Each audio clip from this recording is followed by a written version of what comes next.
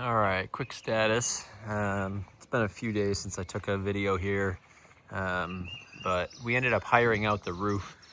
So had a crew come in to help set the LVL beam and rafters and do the zip.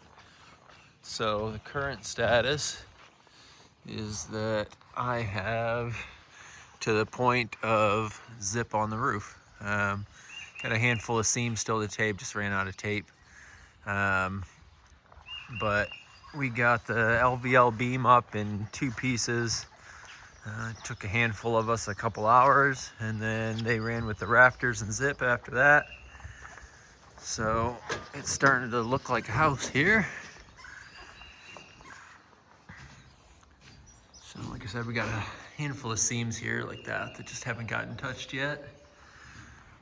But I can pull down my diagonals and everything now. So that's the current status. I've got a bunch of rafter extensions pre-cut. These are what's gonna make our overhang. So I'm gonna try to start on the exterior siding today. Gonna start running probably on this side just because it's the side in the shade for the moment and that is fully done and ready to go. The other side I've just got a couple random little pieces to put back up.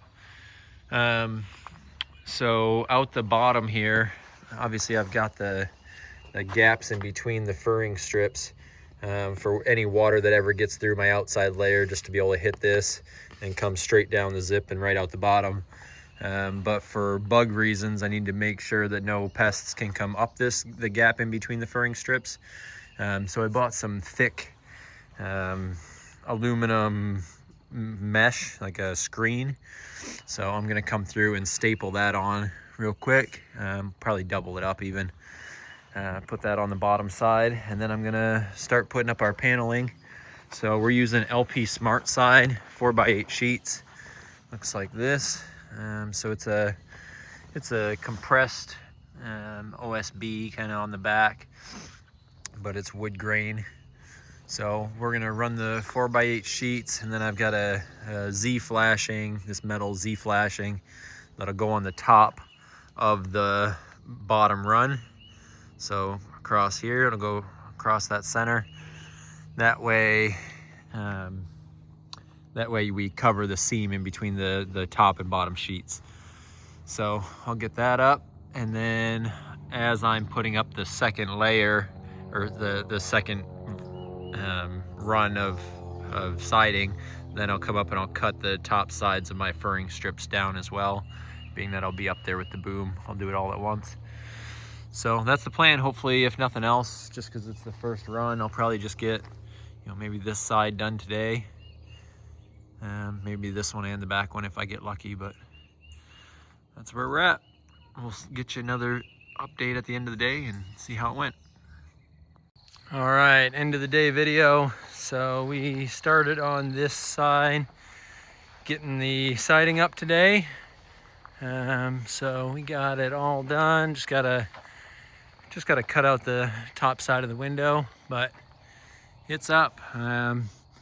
Ended up just tacking a 2x4 onto the bottom side of the rim joist with a little spacer, just so that the siding hung down by 3/4 of an inch from the bottom of the rim joist. That way, any inconsistencies in levelness of the bottoms, I could chalk line a line from end to end and just cut it off at the end there. So that's what we did. Put in the Z flashing at the junction of the 2 sheets. That all went fine. And then same thing, chalk lined a line from the top left to top right and got to cut that back. So there's a gap right now between the siding and the roof. Let me see if I can look you over enough to see it. You can see it a little bit up in there and up in there. There's a bit of a gap. So I did that intentionally so that I can zip tape, or just some wider flashing tape, tape that entire seam all the way from the roof peak all the way down the gables and down to the bottom. So that way, once my foam board goes on top, my foam board will overhang that by a good bit, but it'll completely watertight that corner. So I'm gonna go around the back tomorrow. That should go decently quick, other than just having to do the gables, but I should wrap the back tomorrow and probably start the other side. It's Sunday tomorrow, so we'll see how far I get, but in theory, another probably 3 days, 2 to 3 days, and I should have the siding wrapped. So that's it.